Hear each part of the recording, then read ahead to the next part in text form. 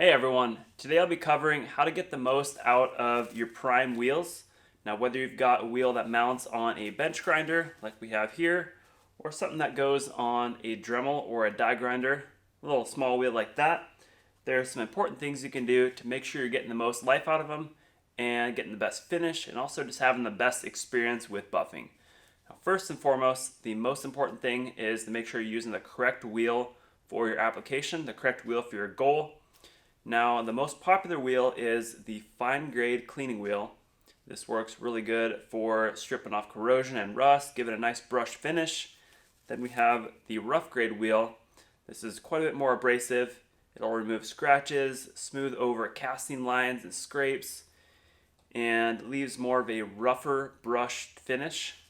And then we've got a flap wheel here.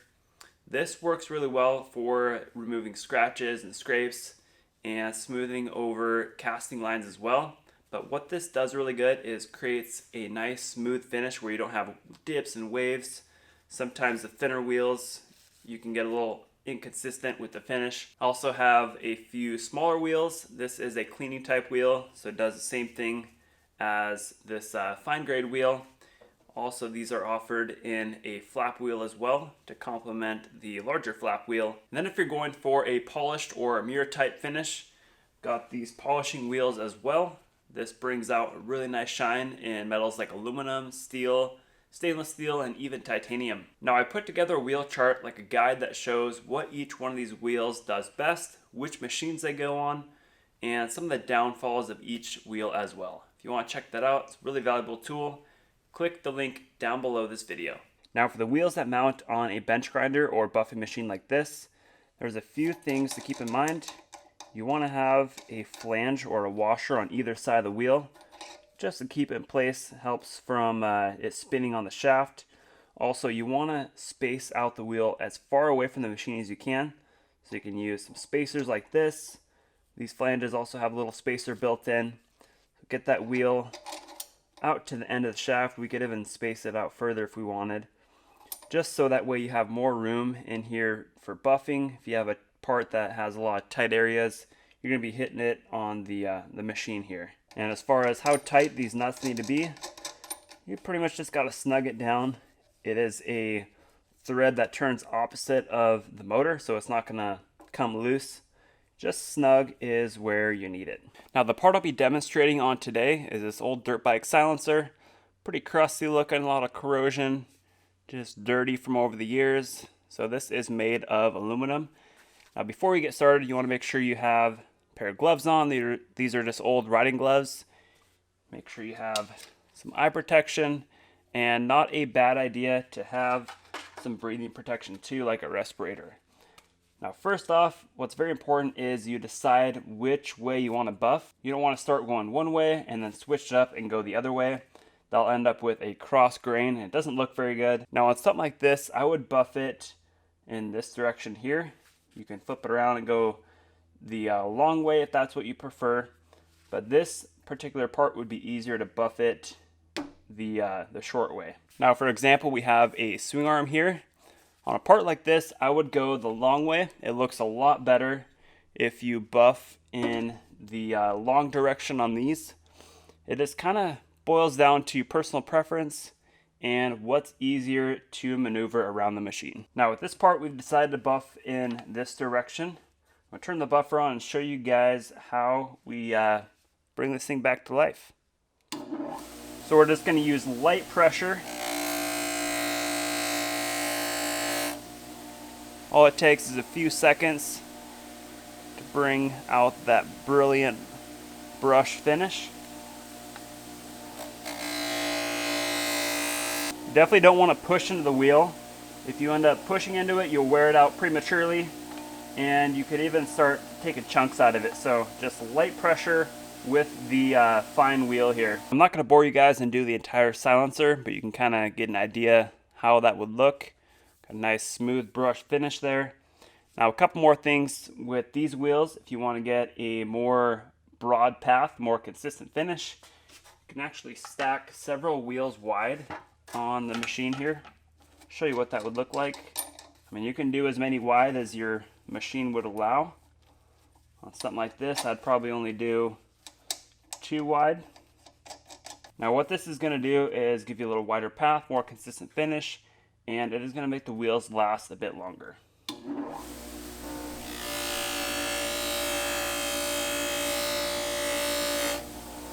Still the same effect. Nice finish there.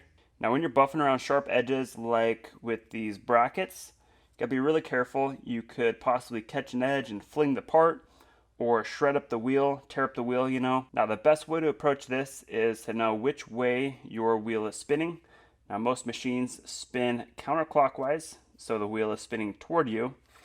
And obviously you don't want to have the wheel turning right into the edge. You want it turning away from the edge, if that makes any sense. Let me give you a little better example here. Here's another sharp edge, that one right there. We're gonna buff like this. If we were to buff like so, it would catch that edge, fling the part, put a hole in your wall, or fling the part back at you, or it would just shred up your wheels. So make sure you're really careful with that. Now, like I was saying earlier, the direction that you're buffing is really important. If you go in the opposite direction that you are buffing, like 90 degrees, you'll end up with cross grain, or like cross scratching, and it doesn't look very good. I'll kind of show you what that looks like. So you can see you have scratches underneath going this way, and then the new scratches, or the new grain going the opposite way, and it all this kind of, I don't know, doesn't really look very good in my opinion. Some people might like it, but this looks definitely a lot better than that does. So just something to keep in mind. Now when you're buffing something big and intricate like a swing arm, some of these areas inside of here you're not going to be able to get to very well with a bench grinder, and that's when you can switch to a smaller type wheel, something that goes on a die grinder like this, or something a little bit wider like that. And also keep in mind, when you are buffing with a smaller wheel, the same kind of technique applies. You want to be brushing in the same direction as you were going with the bench grinder. That way you have a nice consistent look to the entire part. So you'd be able to get a pretty good idea of how this would look like if we buff the whole thing out. Now if you come across some scratches and pits that you want to remove, we can use a different wheel for that. This is more of a finishing grade wheel. Find a scratch on here that we could smooth out. I guess like right here there's a bit of a wear spot from what looks like the side plate, a little indentation.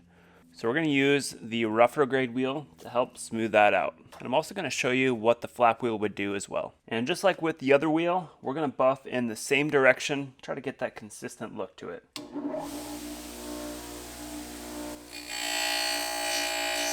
So I gave it a quick buff. You can see the indentation is still there. A little bit more time on the buffer and that thing will smooth out. See, there's still a little indentation there. There's only so much you can do with the thinner type wheel.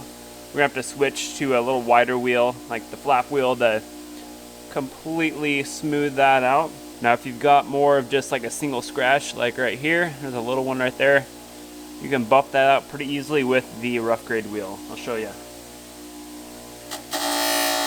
You can see that blended in pretty quickly there. Now with the rough wheel, you want to be careful not to spend too much time in one area.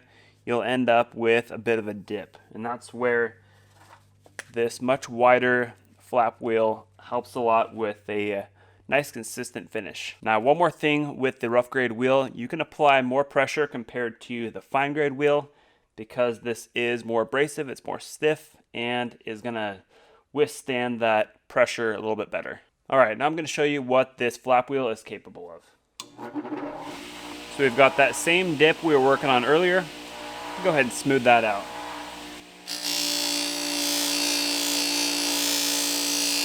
Now you can see that little indentation is completely gone, nice and smoothed over. That flap wheel does a really nice job of making a nice, flat, smooth surface. I noticed we got some more scratches here on this end of the silencer. That flap wheel will smooth those out really quickly. You can see those scratches a little bit easier now.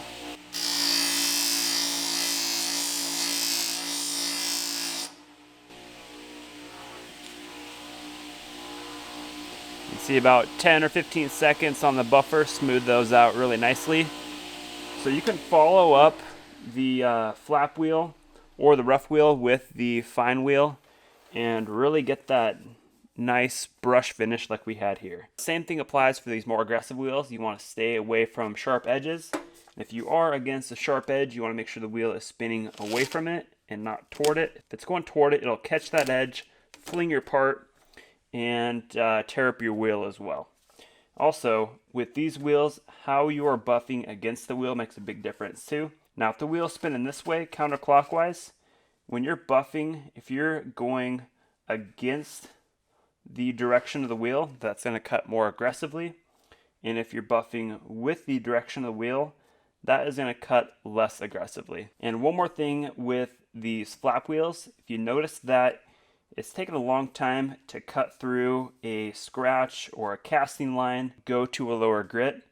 These are offered in several different grits, so obviously a lower grit is going to cut quicker, then you can bump it up the next grit and kind of work your way up from there. All right, I'm going to spend some time on the rear section of the silencer, get all these scratches smoothed out, and then I will move to the fine wheel, kind of bring it back to that brush finish, and I'll show you guys what that will look like.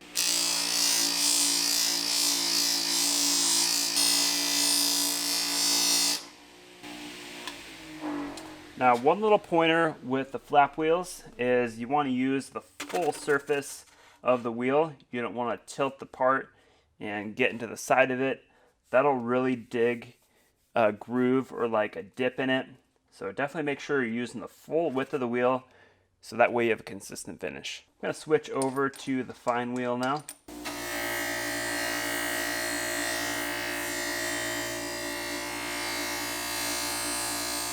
You can see that brought out a really nice brush finish. Now, I really like this type of finish. The brush look is tough to beat in my opinion, but if you want to take it a step further and bring out like a mirror look, I'll show you how we're going to do that. First off, we're going to start with a wheel that's called a sewn cotton wheel. This is going to remove some of the scratches left over from the abrasive wheels.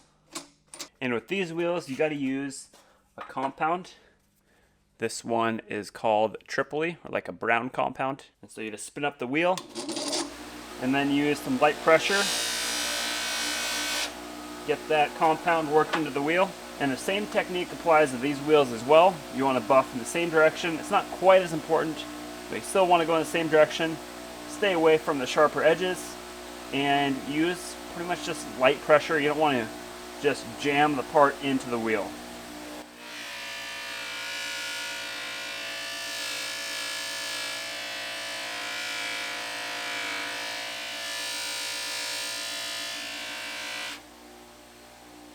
So that is the first stage of polishing. You can see it's got somewhat of a mirror shine to it.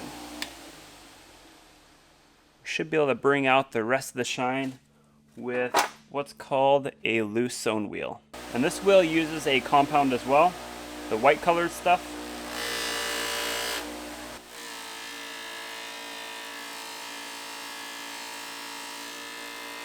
All right, now as you get closer to your final finish, use less and less pressure with the wheel. That'll help give it that nice, clean, reflective shine.